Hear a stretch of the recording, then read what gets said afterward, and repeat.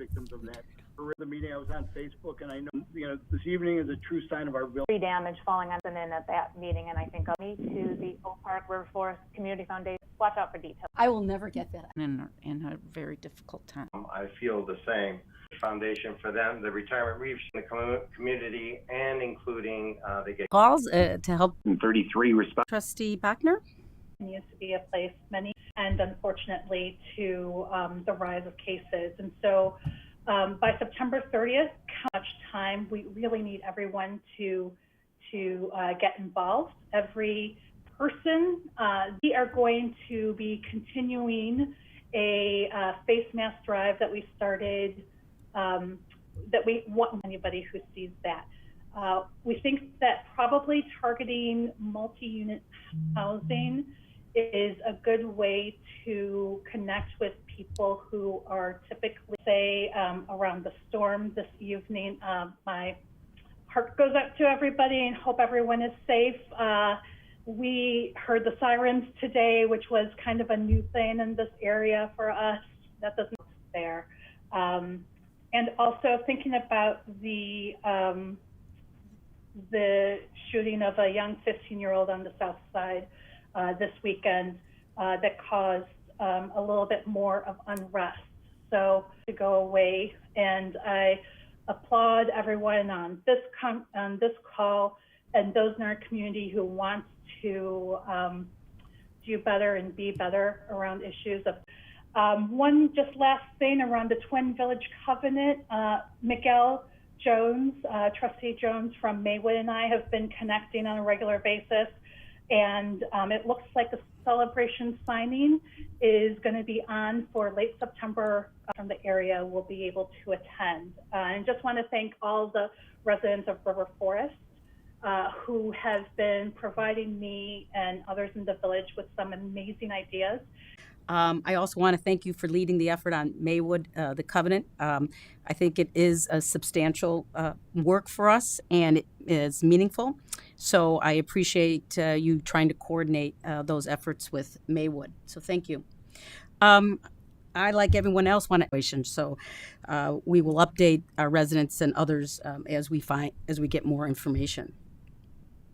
I will be sending out a new e-newsletter this evening to our residents of how that's going to affect us here in River Forest, and I can assure our residents that safety is always our first priority, safety for us and safety for our surrounding communities. So and ensure that each other share information. So we will ensure that if we hear anything, certainly our residents will be the first to hear what is going on. As far as the storm damage, I think most of you talked about it, but as far as picking up a lot of the branches, especially the large branches or trees that fell, our great Public Works Department and Fire Department and those that can pick up stuff sent out in an e-newsletter. I want to make sure the YouTube, I'm not quite sure, is YouTube working right now? Or yeah, it was working. I'm getting messages.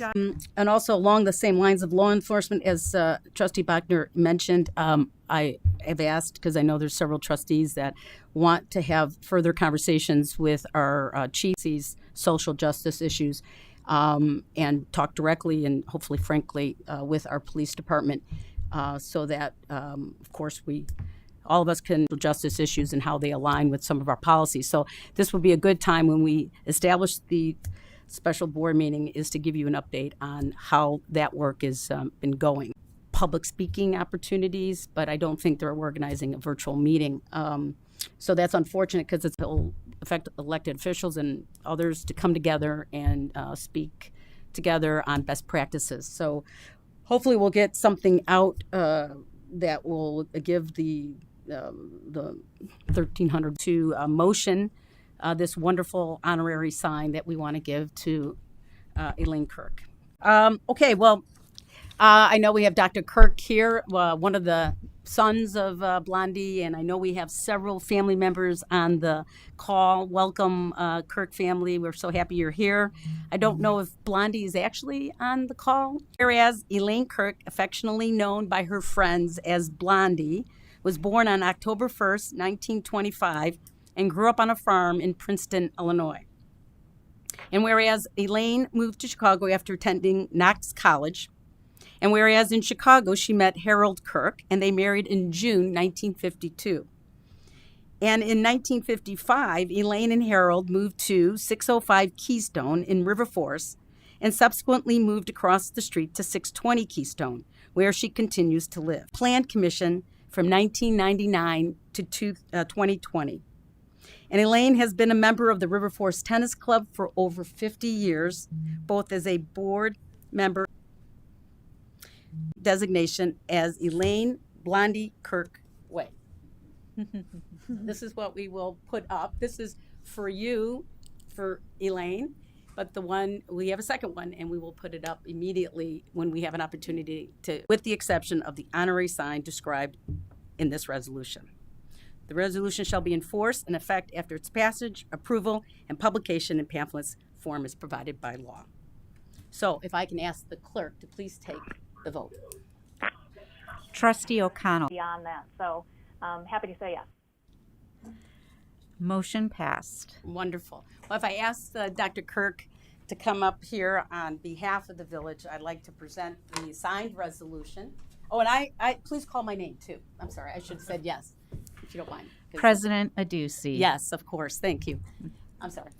I want to present you the resolution. To say something, just let us know. We'd be happy to call on you. We've got Dr. Kirk at the podium right now. On behalf of my mom, who you know would be here if she could, I want to thank Kathy and the village board for bestowing this honor. She was very excited to learn you were going to do this for her. As you said, Mom and Dad moved into the 600 block of Keystone 65 years ago, the year I was born. Wow. So I was just a baby then. And the village has been 100 block of Keystone, the street of dreams. And Welcome. Yeah. I want to make sure I acknowledge, this is really difficult. I've never done this through Zoom, so bear with me. Is there anyone that would like to be acknowledged from the Kirk family? Or you don't have to. I just don't want to not call on you.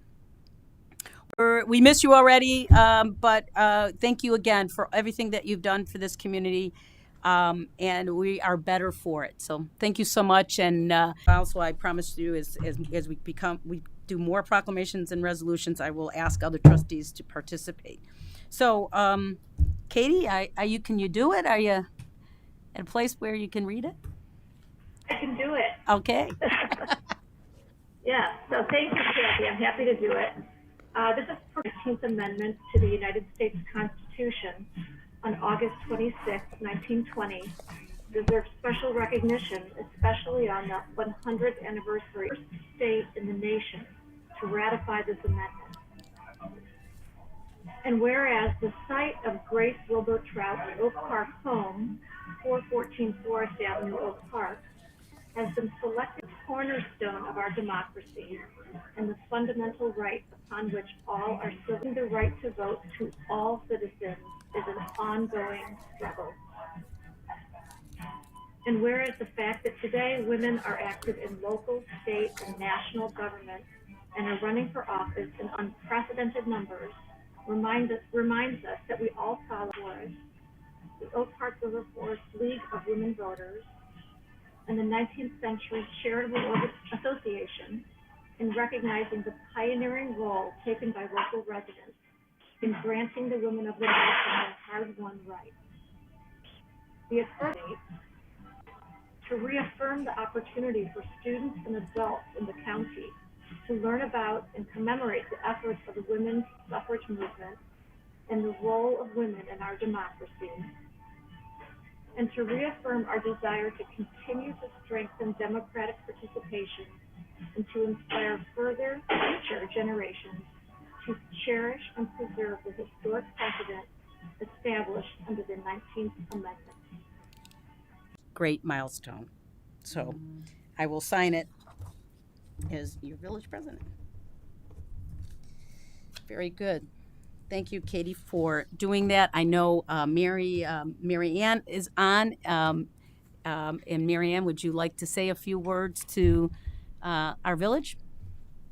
Oh, I wanted to thank Kathy for her wonderful reading of the board. And we're proud that the women of our sister villages of River Forest and Oak Park made such dynamic contributions to the extension for the that next spring, when the marker will be dedicated, all of you will be present. We certainly will invite you. To congratulate the Women's League and everyone on this National Suffrage Month, and to the protests and demonstrations were critical to getting it passed. And so I do want to just name a couple of... You need a motion and a second to approve the resolution, so if I can ask a trustee to motion.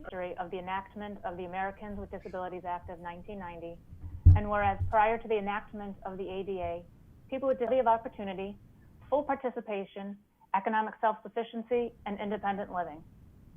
And whereas the ADA was enacted by removing barriers to employment, public services, public accommodations, public and private transportation, telework, telecommunications, websites, online state, the law remains a crucial tool in addressing persistent discrimination. And whereas the ADA serves as a model for civil rights for Cook County, Illinois, that the board for its members and the citizens of the village of River Forest recognizes and celebrates. Trustee Hennick. Trustee O'Connell. Yes. To get a motion to approve the consent agenda items A through I. Just for clarification's sake, so am I understanding it correct? Against the bottom of the hydrant, causing a water hammer in the system. Right. Okay. So then I had another question. It looks like my understanding that perhaps looking at this type of thing happening somewhere else. Is there any way to? Well, I know we do have a good amount of these Mueller hydrants, but There that this could potentially be a breakdown. If this is an issue that could be a breakdown somewhere else, is there a protocol, or should we have a protocol for hydrant costs? I'm just curious now that we're talking about it. they're about $10,000 to $15,000. Wow, each. Yeah, to get them and get them installed. Working correctly. And then when we do water main projects, those hydrants are further evaluated as well. And we typically... Residents, when those are happening, I know personally on folks a heads up that that's happening, and to give them a sense of what they should do to address that, whether it's meaning the water running. I know. So, okay. Good comments. If I can get a vote, please. Okay, I'll read that into the record. Consent agenda A, Village Board of Trustees meeting minutes, July 13th, 2020. B, approval of change order number 1 for the E, performance measurement report. F, monthly department reports. G, accounts payable, July 2020, $1 million. Okay, so we're moving on to recommendations of boards, commissions, and committees. And tonight we just haven't. Yeah, we'll share it up for you. Is that good? Okay. Let's see. I don't have it. Yeah, I can. How about? Can I just share my screen? Yeah, we'll use. Maybe we Okay. can. All right. So basically, I'm here tonight to just prevent. Oh. I said I'm getting ahead of myself. Yeah, no worries. All right. I'm going to do it this way, so then I can control it. You guys can still see it, correct? Yes. All right. There you go. So, hello, I'm Lisa Gillis. I took over the big shoes of Julie Moeller in May. So I've been kind of working with the commission for about 3 months, and given that time, we've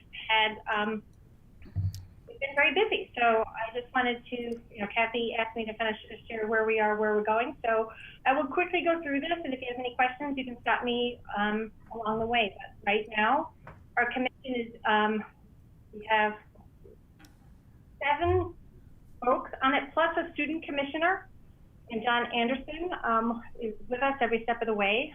We are unique. I don't know if how many of you are aware that we do have a student commissioner. It's something we put in place last year. They have a term from October 1st till September 30th.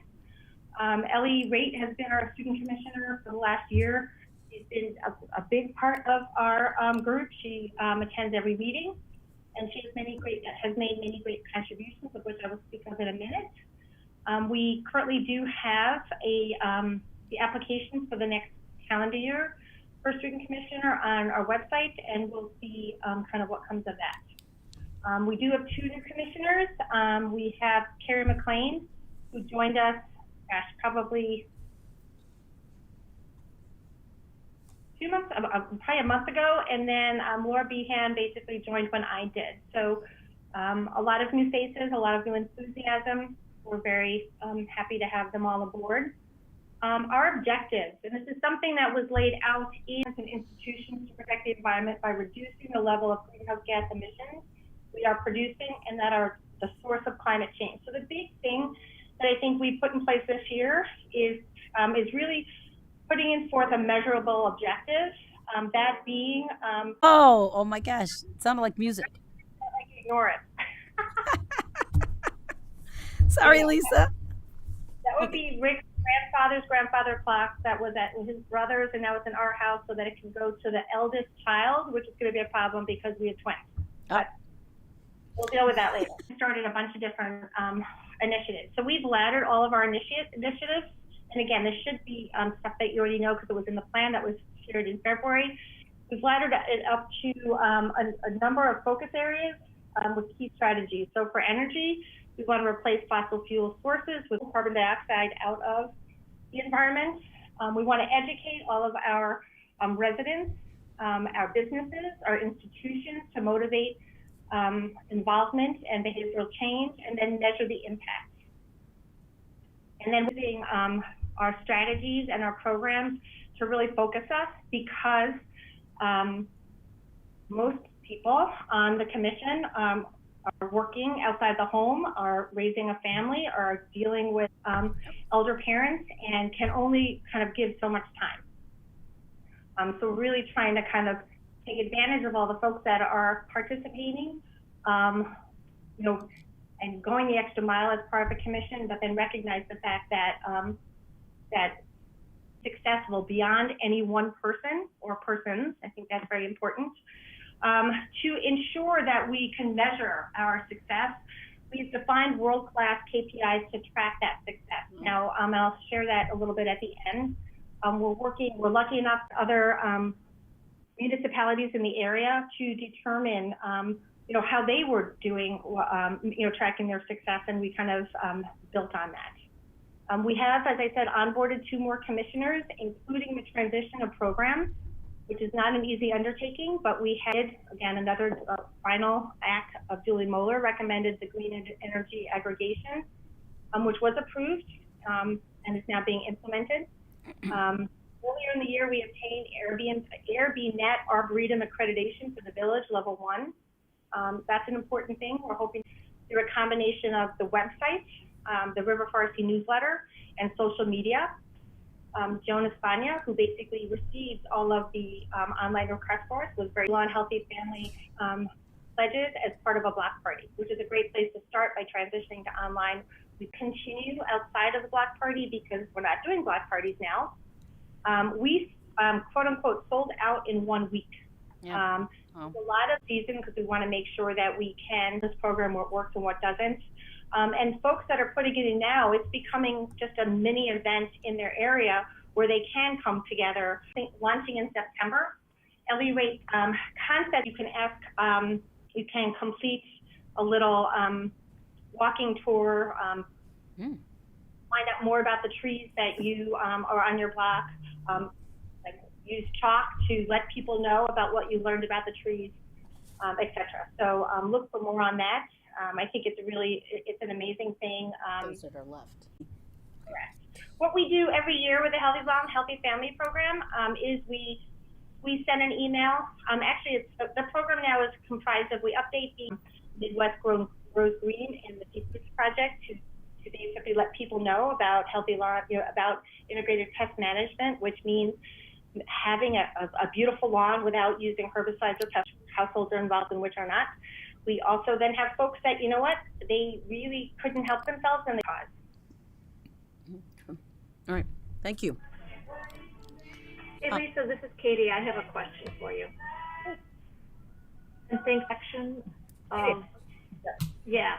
So I just wanted to give you an opportunity to say something about that, because it's also sort of a plug. If we're looking for institutions who want a parkway garden, they Learning institutions, we as well as other areas. So for kind of the kids and parents that are part of the green group at that school, Trinity planted 55 gardens, and only one has unfortunately been destroyed as somebody moved and house was torn down and construction destroyed the garden. So we're down to, we've planted 55, there's still an eye to ensuring there's 60. Wow, nice. Nice. Yeah, it's a great program. So this is the last year for the program. So we're currently looking, she basically has the contracts with Strom. And I have met a number of times. We are going to meet with Julie. We're currently also meeting with the... I think Katie would, and I'm sure other trustees, but that seems to be a more reasonable way to deliver the compost versus having residents come and, throw it in there, getting it that way. So it was probably easier for us. This is Patty. I know this came up at a pre. I think they saw it as not an issue. So let's look into that. That would be great. There's a lot of good information about the program. We're going to really work hard to try to get the Soul Smart Silver. We got Soul Smart Bronze last year. So the goal is to not settle, but to move forward and move up if we can. We have much interest to renew our focus on the elimination of single-use plastic. Over the last couple of years, Julie and I really have worked hard to try to figure out how best to, in the area. It was a very successful meeting in terms of the hours in the day to do everything that we would like. But one of our new trustees is very much excited about this program, so we're hoping to kind of push that forward, and I'll work with her on that. We want to do a better job of community outreach and education. I think that by creating some sort of a editorial calendar across all of our communication channels, we can be really great about taking our not so lovely Instagram and Facebook posts and making them great so that we can. We have a village resident volunteer, and I'm a big believer in village resident volunteers who are green transportation solutions for our schools. What that means is at some date in terms of green on that front. And then we do want to publish a year-end report card. We put the KPIs in, earlier, probably in February. So by next February, get you on in terms of how we're doing.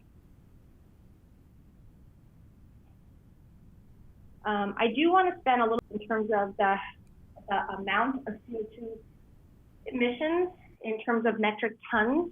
So natural gas is our biggest generator of CO2, is 955 metric tons of CO2. Water and wastewater are energy use. We're still looking to figure out that number. And then we have our offset. First, to sequester the same impact all of the sources the same way, but just to give you a flavor in terms of kind of, and I am here for questions. I think this is wonderful, and I love the key performance indicators, the KPIs, Lisa. It's a great way to a lot of time and energy. So thank you. I don't have any questions at all. I think we talked about the grant. That was the Parkway for Pollinators grant. So, because we certainly want to continue to keep that program going. Yes. So, if you've got any ideas, we'll, I don't know if Deep Roots gets involved with that or we just do the grant, but. All right, great. Any, go ahead. Kathy? Yes. Hey, it's Bob. Hey, Lisa, nice job. If we had organized an education institution for students, we thought it would be a good idea. So last year, we actually created the program. There's an application on the Village of River Forest website. If you look on the sustainability page, determine. I think we can probably take 2 or 3. I don't think we can do more than that. But Ellie does participate in every meeting. I don't want to make it a big community event, but at least to get a couple more, Hi, Katie. Hey, you can tell it's me because the music in the background, I guess. Right. I wanted to just mention the MC Squared energy aggregation project. I noticed some chatter, and they're clearly hankering for. Were actually reviewed and made very, we attempted. Eric Simon and Beth Chang from the commission worked with John Anderson and folks with NC Squared to try to like humanize those the statistics thus far. And we've had, we're in good shape on that program, and I really hope that that program is successful because of the impact it will have on the village's CO2 submissions through granted, buying of offsets, but we'll take it. Let me ask further.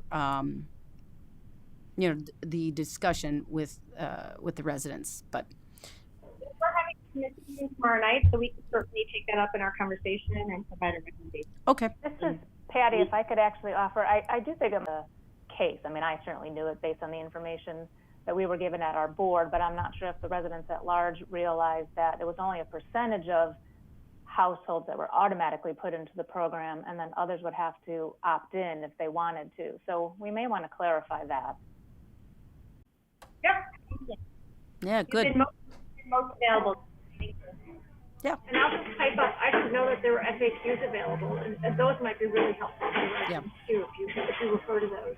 Back when the letters were sent, so always a good time for a reminder, which is why we had them scheduled for Instagram and Facebook. We'll go ahead and move on to the, I know that there's, some of us got some emails regarding alley flooding on the south end, some of our management plan, which focuses on our stormwater or our sewer system, which has an adjunct relationship, if you will, with other flooding issues that is going to present this, and then we can talk about it, as a group. Yeah, questions about stormwater plans. They've done a significant amount of plans to our combined stormwater subsidized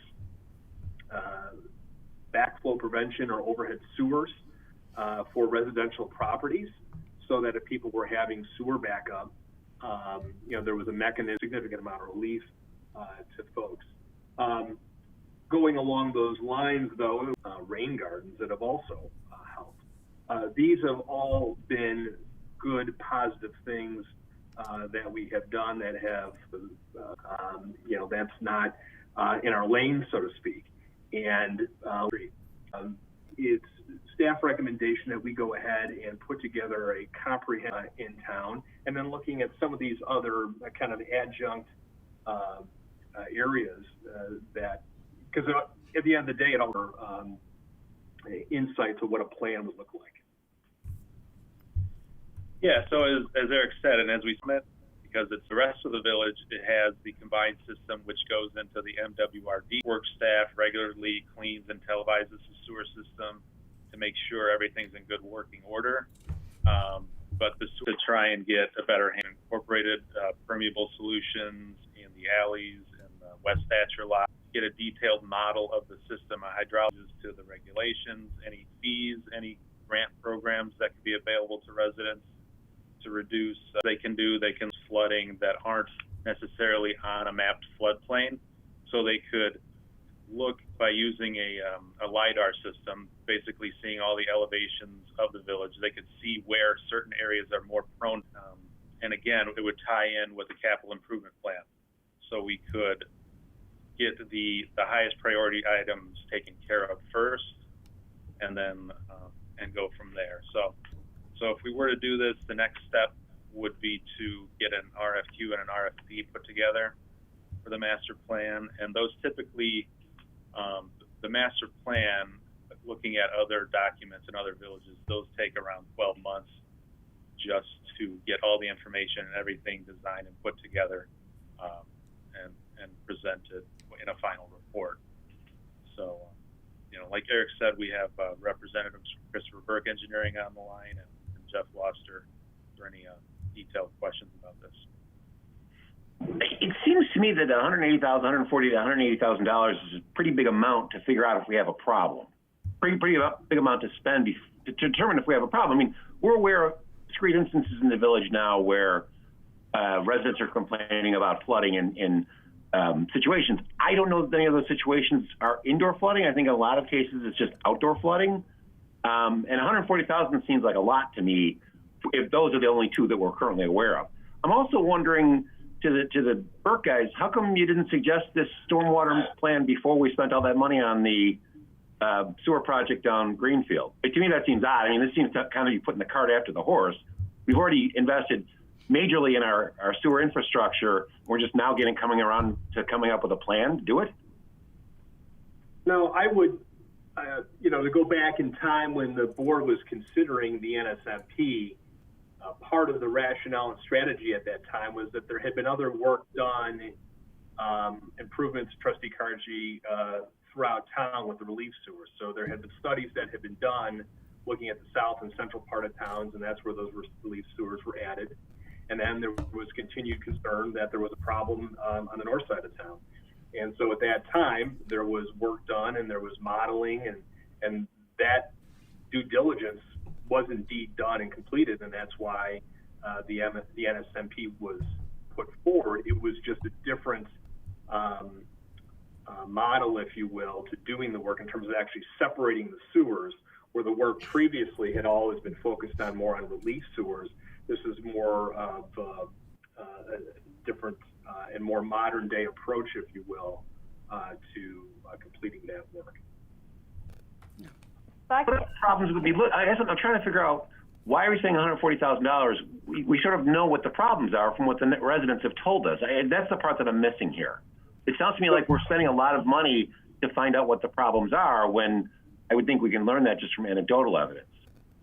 Yeah, I mean, part of that is it's a fair question.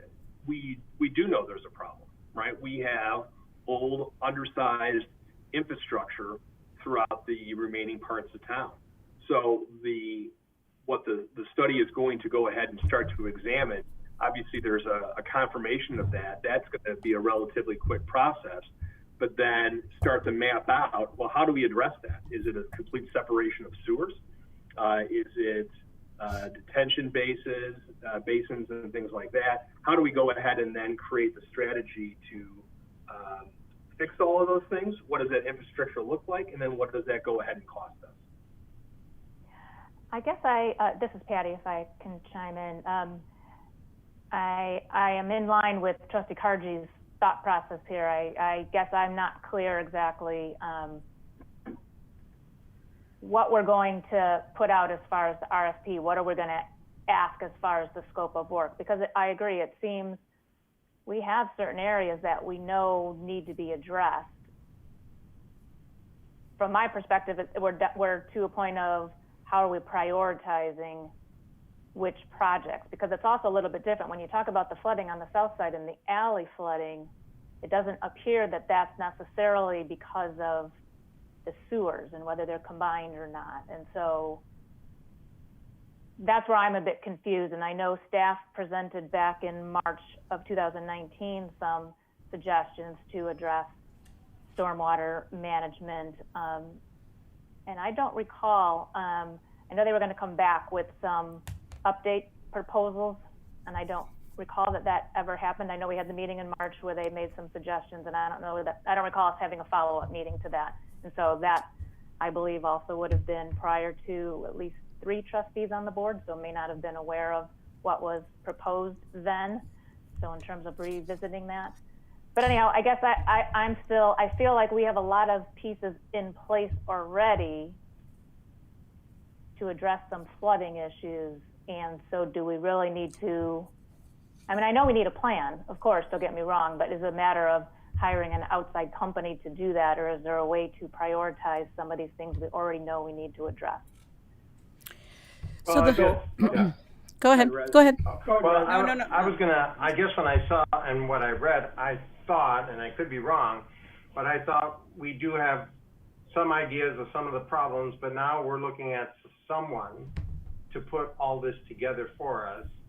So is that what this is about? Someone who's going to put all these projects together and saying, this is what we recommend, how you should attack this problem, how you can do it, fix it, spending, focusing, instead of doing this on a piecemeal basis, looking at the overall village and how to attack this issue. It's like a major construction project, as I'm thinking, is that, you just don't fix one or two rooms. You're actually going to look at the overall building to see how you're going to spend, what you're going to fix, and probably, hopefully, have some savings in terms of the approach and how you're fixing it. That's what I thought this was going to be going towards. Am I wrong? Well said, Trustee Vasquez. That's the direction we're heading in, right? So when people say, well, we know there's a problem. You're right. We have an undersized and inadequate system. And our response when residents call is, well, we can put a backflow preventer on your lateral line. And there's no, at this point, outside of potentially doing NSMP2 and other patchwork in other places, there's no long-term strategy in terms of creating what that infrastructure is going to look like. I can't tell you if, and I would think that taking the combined sewers and separating them out would probably be a likely recommendation in other parts of town. But I don't know that for certain, number one. Number two, we still have to get that water to the river somehow. I mean, we were lucky with the NSMP because we had a very, even though it was a long run down Greenfield, we had a kind of a hop, skip, and a jump over Thatcher to get to the Des Plaines River. Okay. That, think about going down, there's an MWRD main line that goes down, I believe Chicago or Iowa, or maybe both, that connects into the MWRD and heads south. If we connected down Chicago Avenue with an outfall structure, I mean, that's a long run, right? And that's not, so you're right. We all agree that there is a problem and we have undersized infrastructure. We just don't know what our long-term strategy is, as you pointed out, Trustee Vasquez, to fix that. That's where we need someone to come in and map that out for us and tell us what that's called. Because you're right, at some point, then the village board, this board or the next board or future board is going to have to look at that and say, okay, we want to commit to spending money to start implementing these projects. And I guess another thing I was going to think about and suggest, and I don't know the answer to this, is that we have potential development both on the Madison TIF, the North Avenue TIF.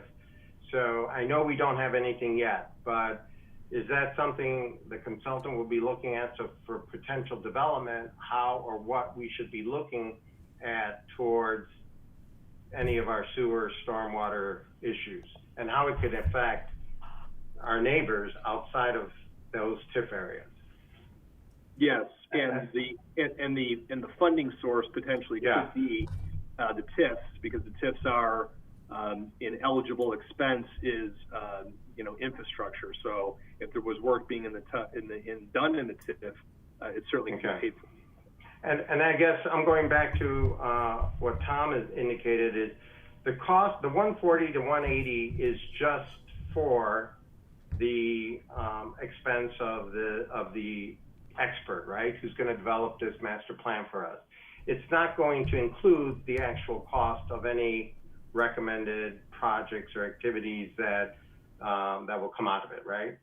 No, yeah. I mean, the NSMP phase one in itself was, around $16 to $18 million. NSMP phase two, if the village board elects to do that at some point, is about right now today's dollars is probably closer to $8 million.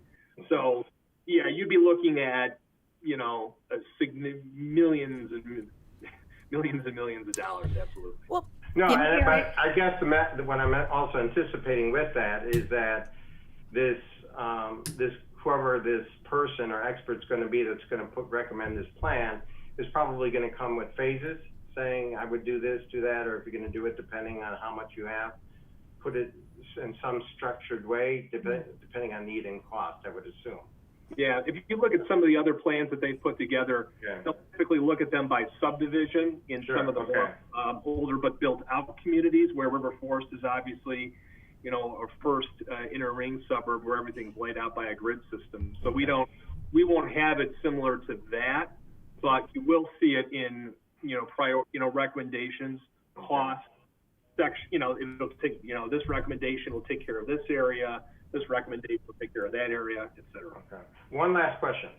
who's going to put the RFP together? Is that going to be the village staff, or do we need to hire somebody or consult somebody else to do that as well? No, it'd be staff. Okay. Okay, thank you. Okay. Hey, Eric? Wait, who? Yeah, Bob? Go ahead. Bob. Hey, Eric, a couple of questions. Number one, the term was used, somewhere along the way anecdotally. Do we kind of, I hate to use the term, but are there quote unquote hotspots of, recurring activity? Obviously, we've talked about Keystone enough. So, number one. And then number two, is there a little bit more of a scope that we should be looking at to say, some of the things that you mentioned were flooding in backyards, flooding in basements, what is and excuse my ignorance because I wasn't participating in the north side stuff, what is the responsibility of the village in all of this? And are we going to then be expanding onto private property that could cause us all sorts of other expenses later on? It's a question. Yes, I'm trying to go back to take your questions in sequence here. So trying to get the anecdotal stuff as opposed to, do we have reports? I know several of us got, emails from a resident today about alley flooding. Right. Is that, is alley flooding, could that be solved by putting more of the permeable pavement in there? How do we kind of highlight those hotspots and do a little more investigation on that? So Eric, I think what Bob is asking is our main sewer system that is old and combined, which creates issues, and then there are things that residents do that could create issues, and things that probably our alleys are doing that could create issues, and the fact that we're having this massive rainstorms. So I'm not trying to put words in your mouth, but it sounds like there are several different pieces that kind of impact how water flows through our community. Right, and things that Mother Nature has done in terms of topography. Yeah, right. Everything's sunk, right. So. Yeah, you're right, and those things are all certainly true. And it becomes part of this is the feedback that we're getting from the residents and your constituents, and also what's important to them. So backyard flooding is here. I've been with the village now for 10 years. When my monitor just went, although I like that image of me and the screen, kind of mysterious when it's dark. Between you and Katie's music, yeah. Right. Backyard flooding really wasn't a topic. In the last 2 or 3 years, Jeff Loster, who's on the call, could tell you a ton of stories about people who are concerned about flooding in their backyard. It's typically being caused by a neighbor, and sometimes there's a conflict there. And some communities make a policy decision that we consider that private property, so we don't handle that. In the town that I live in Mount Prospect, they do some projects and fund them with either cost sharing or with the village. If it's not on a 1-by-1, but if they identify a larger area that is in having an issue, they'll go ahead and address that with the residents. So that's something we'd want the study to go ahead. If we're going to do this, we want to take all the entire scope of issues that people are bringing forward and try to address them. The alleys, again, different but connected.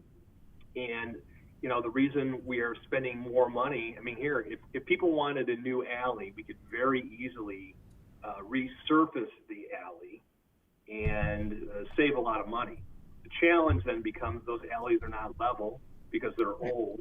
And the stormwater, every time you resurface those alleys, there's nothing on the sides. There's no concrete curb that's keeping all that together. So that water is going to continue to go and find the low spot. And sometimes that becomes, people's garages. So that's why we're spending more money reconstructing them with the concrete, and then while we're doing that, putting in the paver bricks in the middle to help channel that water away from the residential properties. Yeah, so I'm just, I'm torn because, this kind of harkens back to the parking is, we were throwing a parking sign up after every village board meeting, and then we came back and said, let's do a study. And I kind of feel like the same way here is, we've highlighted some problems along the way, and I just feel like, we need to dive into it and completely understand it. So, if we can kind of figure out exactly the scope of the work that we want to have done to decide whether or not, how much time we're going to spend on private property and the liability that's associated with that, I think it's probably a pretty good plan to go with. Eric, I've got a question or two. So it sounds like from how you're describing this, this is almost like an architect who comes in and gives you the scope of what to do to a house, let's say, but then also presents you with the plans on how to do it. And then you've got that, and then you can implement it if you need to. Is that sort of by how you're describing it? They would come here and they would tell us what we need to do, what we need to prioritize, but also how to do it. Yeah, I've got other analogies I'm trying to run through my head while you brought that one up. But yeah, more or less, I mean, we're having someone come in. I mean, we know we have to build the house, right? And so we need someone to come in and provide that professional expertise to tell us how we're going to build it, what it's going to look like. The only difference, Trustee Bachner, would be they're going to give us the high-level approach on how we would address it, but that in itself are not the specific plans that the architect would present to a contractor to do the work, I guess. So I'm just trying to keep along the lines with your analogy. Yeah, and the reason why I was asking that, was because you were saying, like, we've got these kind of ways that we could do it and, send water back to the Des Plaines River. They would help us with providing understanding around how to do that. Yeah, they're going to get more into the feasibility on whether that's really even possible. They're going to provide those recommendations and ideas at that high level. If the board then said, you know what, we like this, we want to implement this, then you would go through another process to design that work and then construct it. All right. Okay.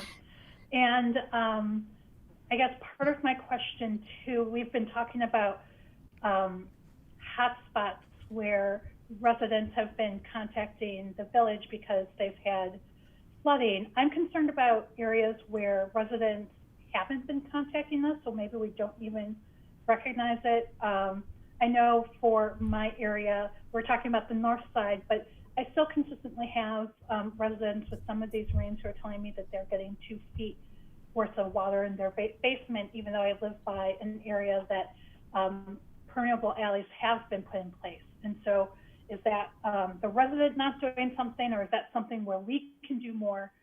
Should we be pushing residents? Is there a system where we should be asking residents to notify us when they have something like indoor flooding so that we know that, so that can be, so it's not missed in this kind of plan? Yes. And if people are getting that amount of water in their basement, we want to know about it to help them triage, if you will, what's causing it. Sometimes it is the village infrastructure, make no mistake about it. But there are many other times we will go out there and see that a resident has an illegal hookup, with their own sump pump, and it's discharging, into a sanitary line. They're creating self-inflicted wounds, and not intentionally. It's just the way things work sometimes.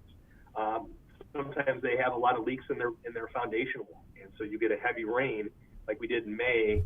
And let's be clear, sometimes you can spend a lot of money, but not every system is going to address some of these rains we've had. But you could potentially have area issues that are coming forward that have really nothing to do with village infrastructure and are issues on people's private property. Even though that is the case, we will still go out there and help folks and guide them to what they need to do to try to eliminate that happening again. But I think that's... I think residents just don't know sometimes. Right. There are some residents who just don't know that that's the thing that they can do to let the village know about it. Yeah, and there certainly is going to be a significant amount of community outreach that would be part of this, Right. some town hall meetings and things like that. So, but again, I wouldn't want to do this study and say, well, we're just going to, identify the hot spots. Because quite frankly, the hot spots change depending on the rain event. They bounce around a little bit. And so today's hot spot, may not be tomorrow's hot spot, depending on the intensity of the rain. People putting in more backflow preventers, which is great for them, shuffles the deck a little bit, right, to a certain extent, because now the water's going to find that low spot, and someone's cut it off on their property. It could create, so we're, at times I feel our strategy in the past has been to move that, the problem moves around. We want to present something back to you that's going to eliminate those issues for people for the remainder of town for the long term. Hey, Eric, it's Bob. My comment was that we know where the hot spots are, so I'm in total agreement with you, is we got to find out the spots that aren't the hot spots, but are being affected when we have big rain or any kind of rain. Yeah. Thanks. Yeah, let me just give you my comments. I support this to the extent that it's what we do, right?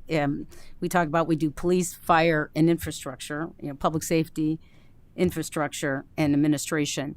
And infrastructure is a big part of what the village does. And I think we owe it to our residents, all of our residents, to give them a plan, a master plan that, we have. It's a living document.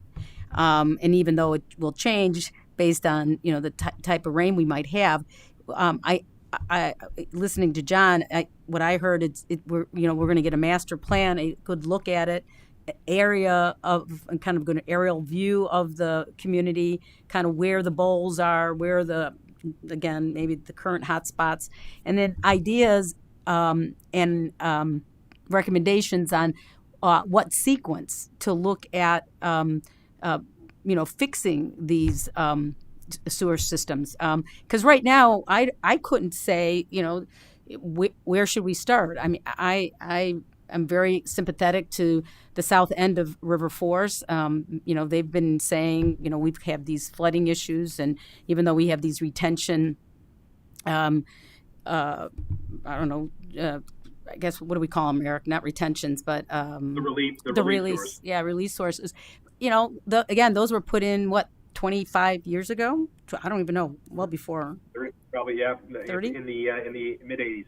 Yeah, okay. So there are probably other things that we could ask our residents to do to help alleviate or deviate water away from the sewer system. So I think this is what we do. This is what the village does, and for me not to have If I had a dime for every time a resident said to one of us after on a flooding call, I've lived here, insert long period of time, so and now that list of issues is growing. It's not just the infrastructure and the backups, it's residential issues, it's backyard flooding, and so while I think we are doing good things to move the needle forward, we don't have here, if you were designing your sewer system today, if we're building River Forest brand new, you would not design it the way it's been designed. So again, if I could just try and reiterate, I absolutely agree we have to evaluate the infrastructure. I mean, just starting with the fact that it's 100 years old, and you're right, it wouldn't be designed this way today because we don't have, a lot of the size of the homes and additions that many of the homes have gotten, I imagine, is adding to what goes into the sewers. So of course we have to, on a broad picture, have a plan.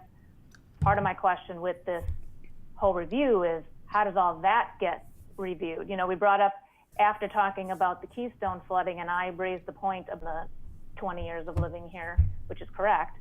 But again, we do know some areas like Keystone, like this alley flooding between Park and Franklin, that's not necessarily a new thing just in the last couple of years. My understanding is they've had ongoing issues for it to take potentially 2 months or whatever to get out an RFP, and then another 12 months for the report to even come back, work through the process. What does that happen now to these, I know we're calling them hotspots, but to these areas that we know today, I think need to be addressed sooner than later than what we would have with results of this. Yeah. So, Patty, I don't think that would change because we're still going to be doing the capital plan and would. At some point, you're right. In our capital plan, the village engineer goes out every year and rates those alleys from best to worst.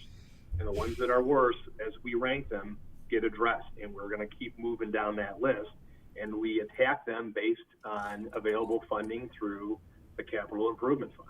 And so, you know, that was a change in policy several years back, because the old strategy used to be with alleys, you know, it was a 50-50 split, if you remember, years ago, right? And so, you know, we would do it flooding in the stormwater, you know, those are all on a case-by-case basis that we have to, you know, go ahead and evaluate and look at. And sometimes there may be, we can recommend some easy fixes that we can go ahead and address. In other cases, you know, there's a significant amount of money that would have to be expended. Those are all, you know, things you have to look at on a case-by-case basis. Identifying these hot spots. I mean, truly, and we have a list going from, I think, from that May event on, where we've got things really tracked well, but to try to working. So I think, you know, the village has recently looked at the commuter parking study in a comprehensive manner. We did the safe routes to school. That was a very comprehensive look. In terms of this particular element, I think a master plan is probably becoming a necessary evil, just to make sure we have a comprehensive look at all the issues that exist, as well as about looking at things on a case-by-case basis and figuring. So that's what I guess I'm trying to understand is what elements of resident flooding issues will be evaluated. I think we could, you know, and the BART guys, you guys can chime in if you disagree with me. I mean, I think we can kind of tailor this to the needs of the village. If we want to look at the yard flooding, we can certainly incorporate that. In terms of solutions, to your point, if the infrastructure is already inadequate and we don't want to be, you know, quote unquote, piping more water from a backyard into inadequate infrastructure, okay, but now if we've identified that as an issue, how do we start to, you know, at least stop the bleeding there, if nothing else, and, you know, areas. So there are kind of multiple ways to skin that cat, but without looking at everything and really truly identifying all those areas, as well as potential solutions. I think they're getting a comprehensive plan. But let's see if they're still doing this, and if they can do it on a less expensive level, or give them a chance to participate in the request. Yeah. And then piggybacking on Patty's concern about, you know, while the RFP is out for a year, can we still be doing other things to improve the situation? One thing I would like to keep looking at, even if we are having an overall village-wide plan done, is I would like to look at the percentage of impermeable surface that we're allowing our residents to have on their property. Eric, you mentioned this in sort of a, you know, playful manner at the beginning of the conversation, that, you know, can they cover 90% of their backyard with, you know, asphalt? That in particular is not happening, but I really do want to take a close look at what percentage of our plots we're supposed to be covering with impermeable, with impermeable surfaces. Can we do that if we do go out to RFP on this? Right. Yeah. Yeah. To answer your questions, Trustee Brennan, one, we do reference that CNT program in the staff memo. So in terms of going back and looking at the potential for stormwater grants, so Jeff's actually started that process to start looking into that. And again, that would help mitigate, you know, the yard flooding component of, you know, the list of issues. So that we're actually in the process of doing. You had stated during your comments about the RFP. The RFP itself wouldn't be out for a year, just to clarify that. The RFP would be out for a couple months. The work that we would engage a consultant on, that would last about a year. And you are correct. One of the things we want them to do again is to go back and re-review our stormwater ordinances and look at, you know, what are the best set of recommendations and regulations that we should have in place Right. To help, because it's, again, all these things are connected together. Yeah. You don't want to spend all this money on your infrastructure and then you're telling residents, here we're going to spend, the village is going to make this commitment to make sure we have the right infrastructure, and we're going to spend that money to do that, your money to make that happen. But then going forward, we're going to need your assistance and your help when you do these projects to help be a good partner with us on that stuff. And we did talk about that as a board when we originally brought the ordinance up, and I think we all were a bit worried that said, oh, we're going to impose this comprehensive look. We need to look at the sewer systems. We need to be honest with our residents about what they look like, what the land looks like, what is happening in not only the world but in our region and in our community. And like Katie